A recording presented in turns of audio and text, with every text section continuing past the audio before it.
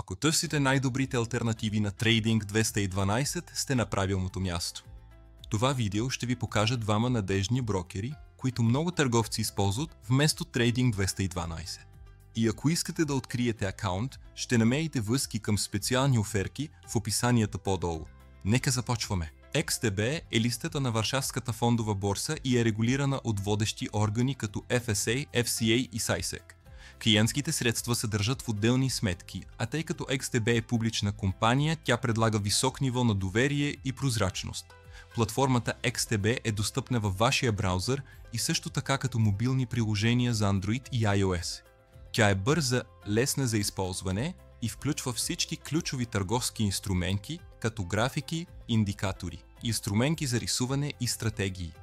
Що се отнася до депозитите, можете да използвате карта, банков превод или местни платежни опции в зависимост от вашата страна. Няма фиксиран минимален депозит, но започването с около 200 британски лири е добра идея. Таксите са много конкурентни. Спредовете по евро-USD започват от 0,1 пункта, акциите и ETF-те са без комисиона до 100 000 евро месечно. А на тази сума плащате само 0,2%. Няма такси за тегляне, а разходите за валутна конверсия са в съответствие с индустрията. XTB е силна алтернатива, ако искате нискобюджетен брокер с модерна платформа и сигурността на публична компания. XM е регулирана от SISEC в Европа, ASIC в Австралия и FC в Белиз за международни клиенти. Тя отделя клиентските средства, предоставя защита срещу отрицателен баланс и е обслужила милиони трейдери от 2009 година насам. XM работи с MetaTrader 4 и MetaTrader 5, които са налични на десктоп, уеб и мобилни устройства.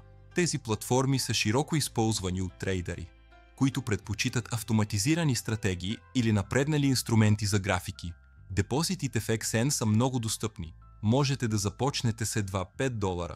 Можете да финансирате своя акаунт с карти, банкови преводи или електронни портфейли като Skrill и Neteller.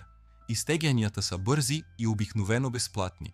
XM предлага няколко вида акаунти. Стандартните акаунти започват от 0,6 пипса без комисиона, докато Zero акаунтите предлагат сурови спредове плюс малка комисиона.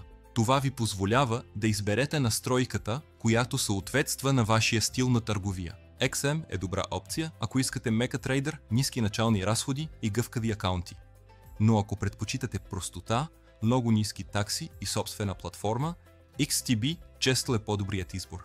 Ще намерите връзки към специални оферти за двамата брокери в описанието, така че ги проверете, ако сте готови да започнете. А ако ви хареса това видео, не забравяйте да натиснете харесване и да се абонирате за канала за повече подобно съдържание. Благодаря, че гледахте!